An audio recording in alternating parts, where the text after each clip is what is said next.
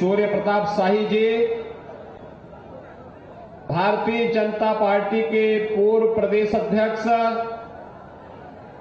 Deoria Lok Sabha seat पर लोकप्रिय सांसद के रूप में जिन्होंने शानदार कार्य किया है, ऐसे डॉक्टर रमापति राम त्रिपाठी जी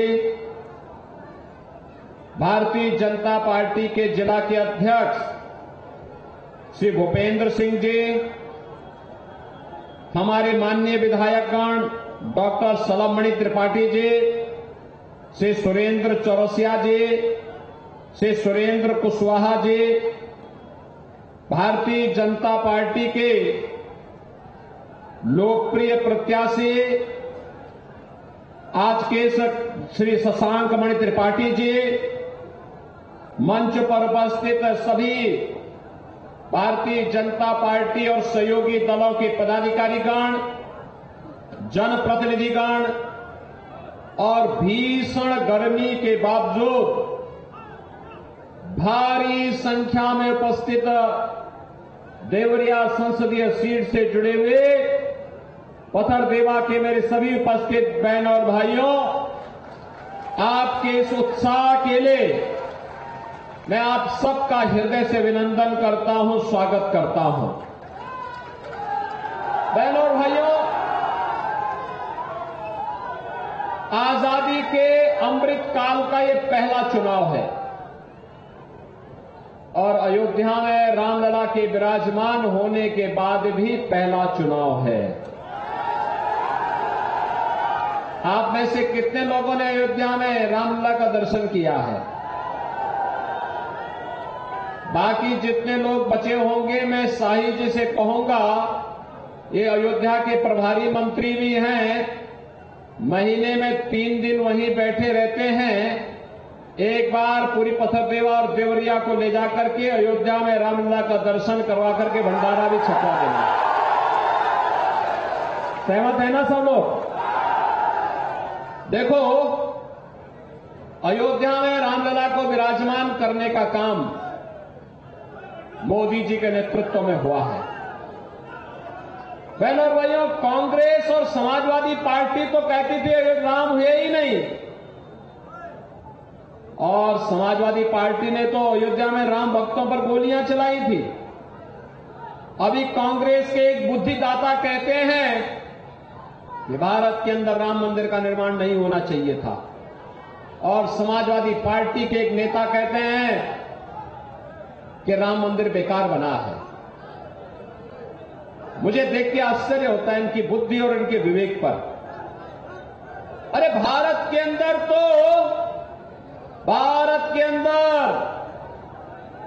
राम के बगैर कोई काम नहीं, और जो राम का नहीं वो हमारे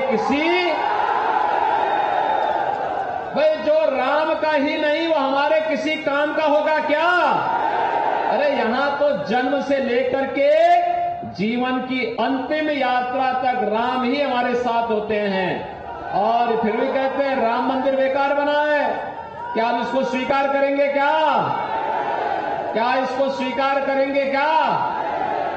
बहनों और भाइयों, ये जो श्रेय और जो यह पुण्य प्राप्त हुआ है, नेतृत्व मोदी जी का है,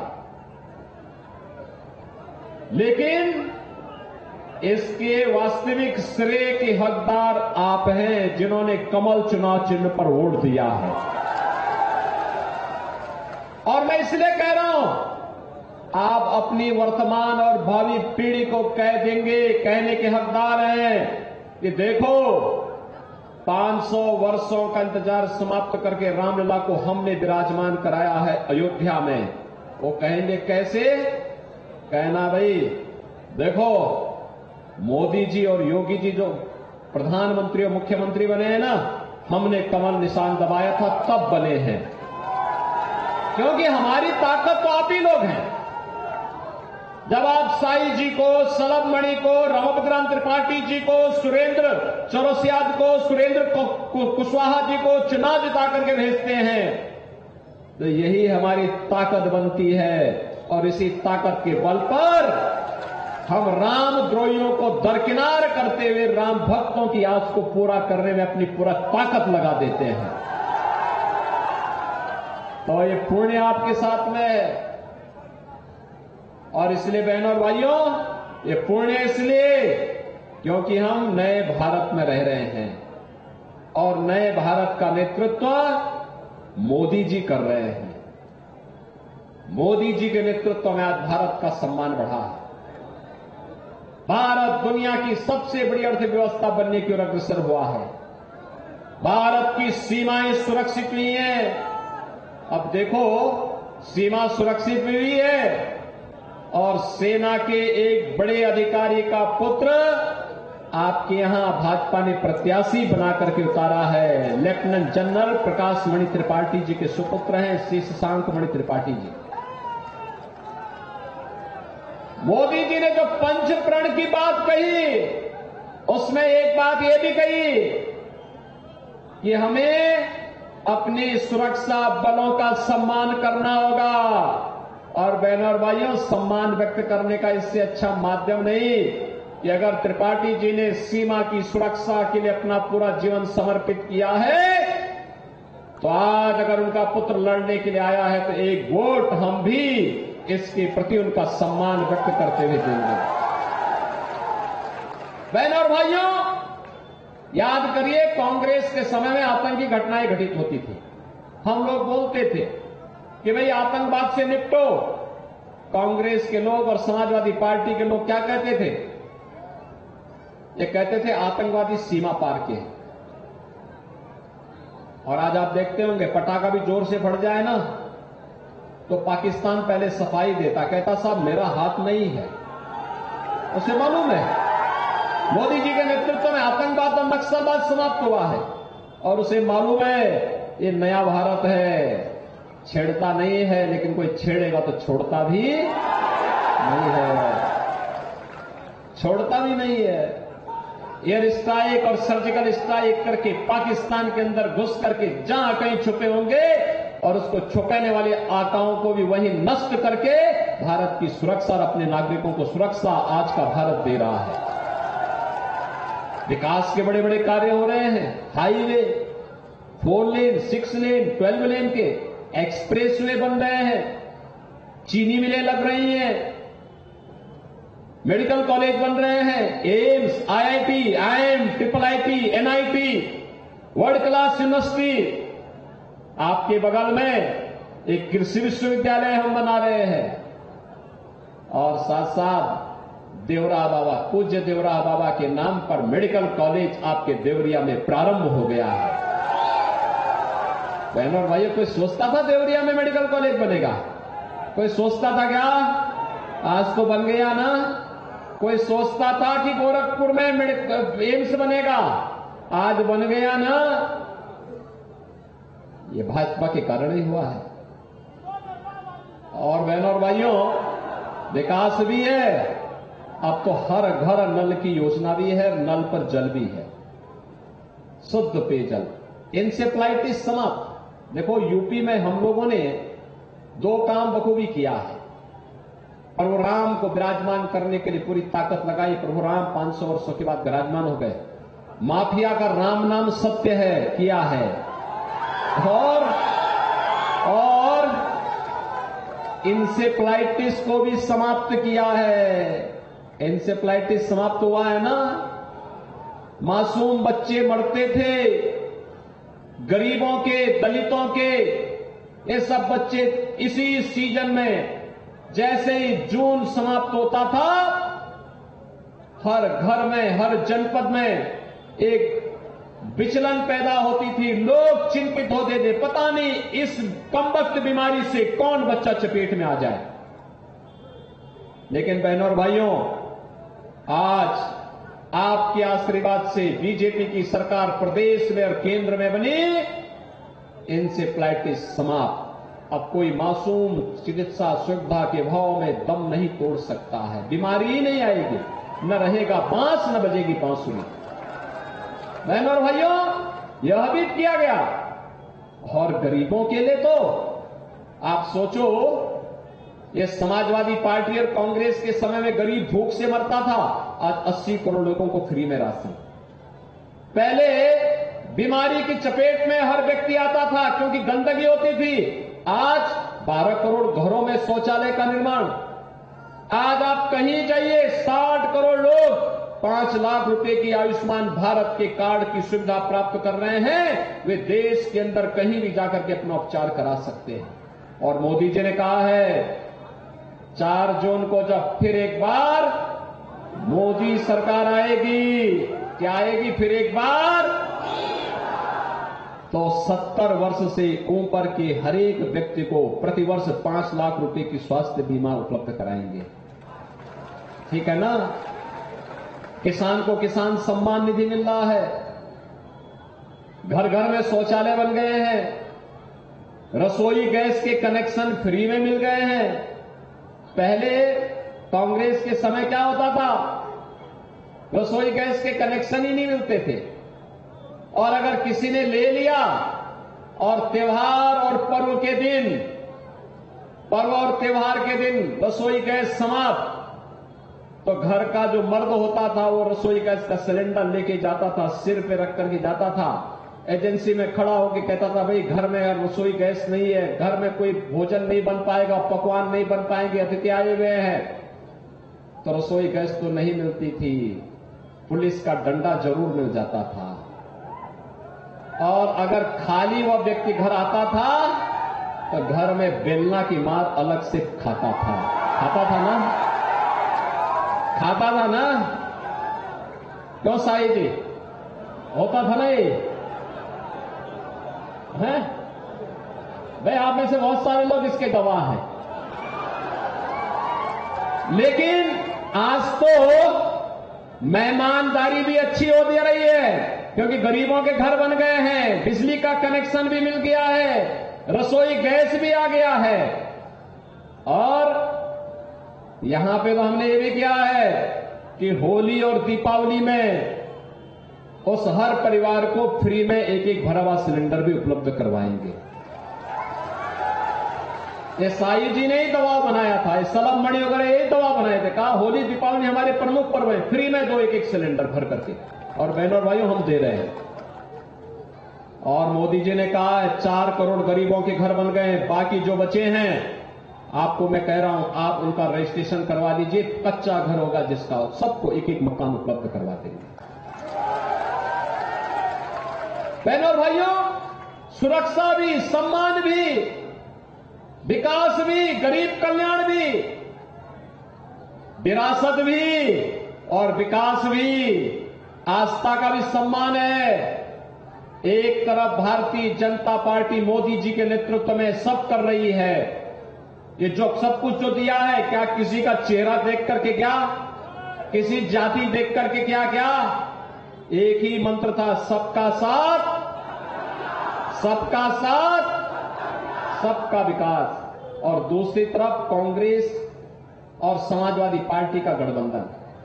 बहनों भाइयों, मैं आपको बताना चाहता हूं, जब भी ये गठबंधन होता है 2 लड़कों की, ये बड़ा अनर्थकारी है। जब भी बनता है आतंकी घटनाएं घटित होती हैं। याद करिए, समाजवादी पार्टी की सरकार प्रदेश में थी और केंद्र में कांग्रेस की सरकार।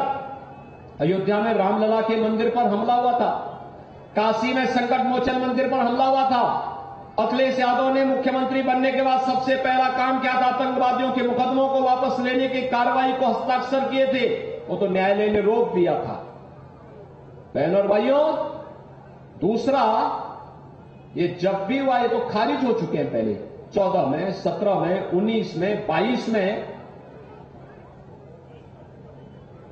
ब्रांड नया बनाया है लेकिन माल पुराना ही है, इनका भी कुछ भी नया नहीं है, नए नाम से आ गए हैं। जनता जिसको खारिज कर चुकी है, केवल बाहर का लेबल लगा करके फिर से ये लोग आकर के जनता को गुमराह करेंगे।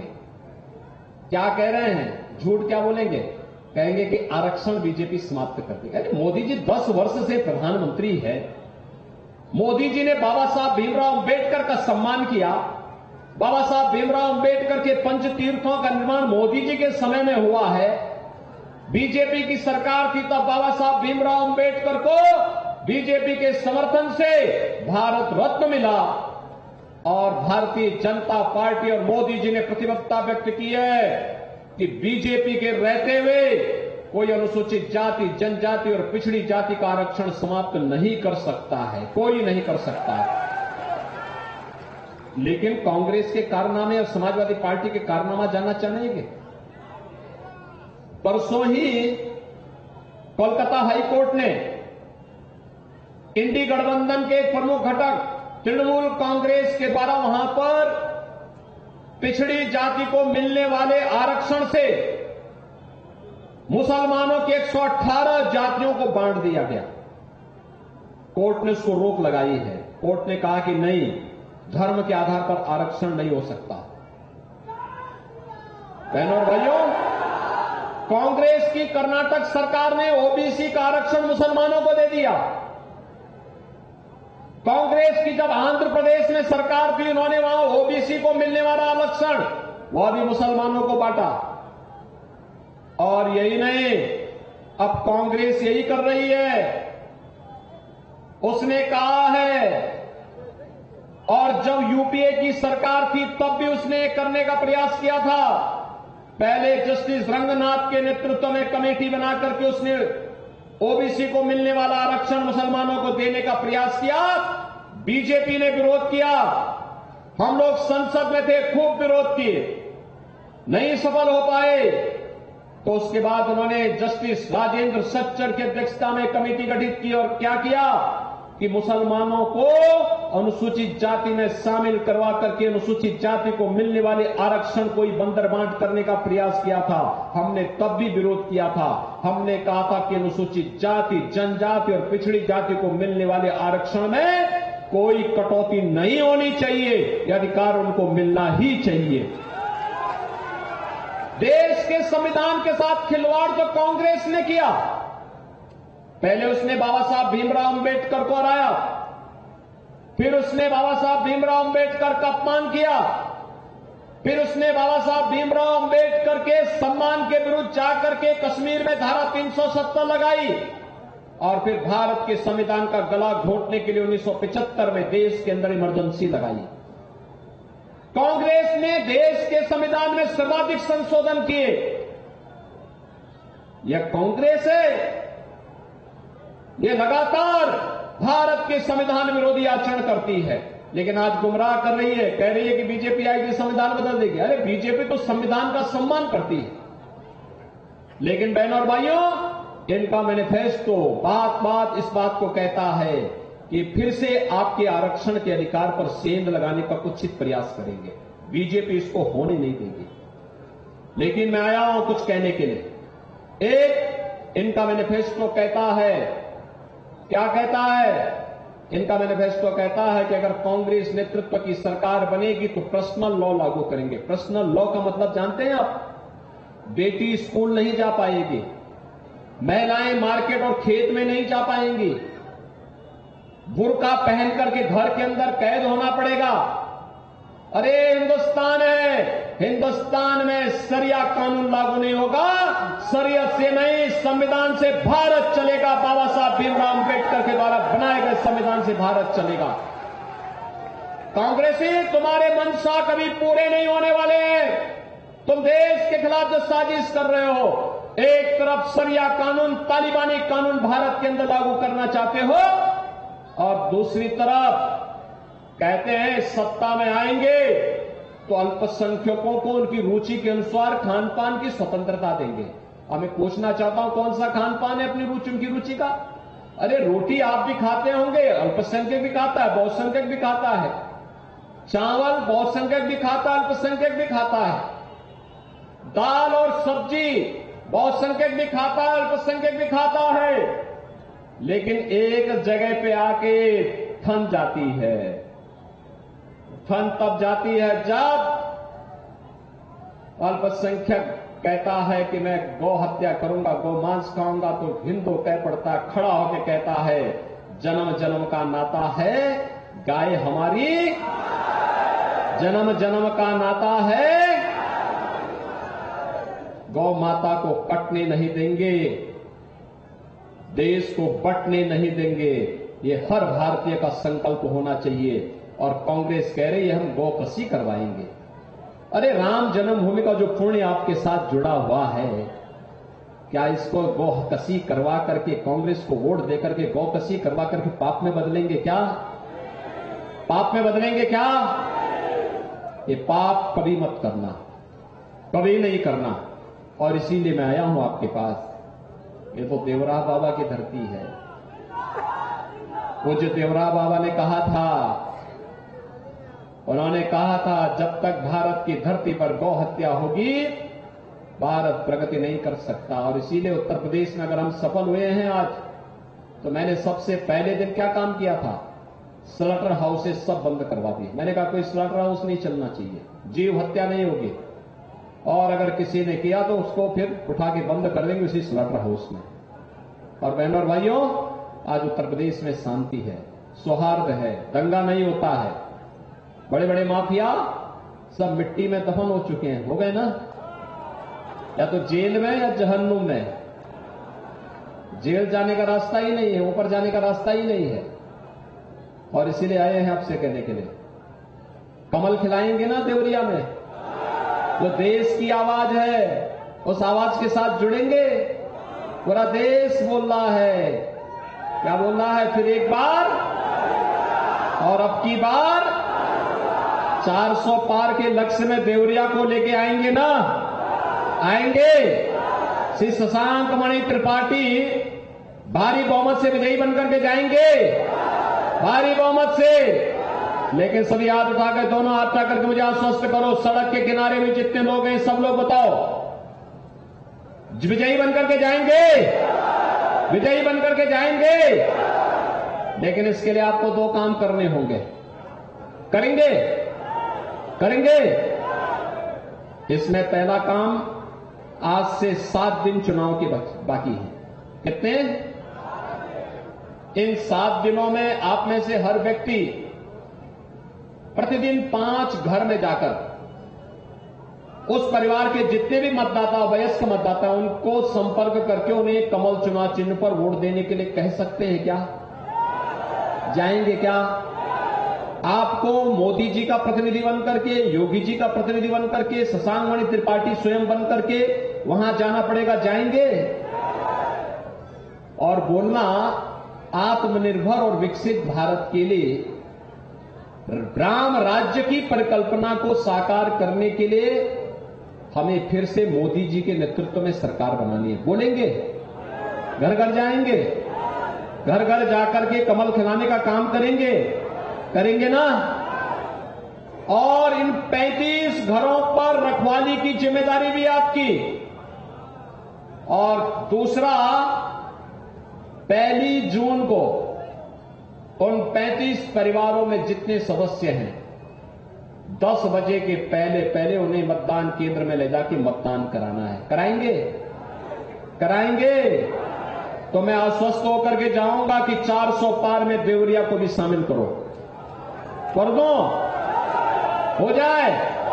तो मेरे साथ बोलेंगे, भारत माता की, भारत माता की, भारत माता की जय श्री राम, जय जय श्री राम।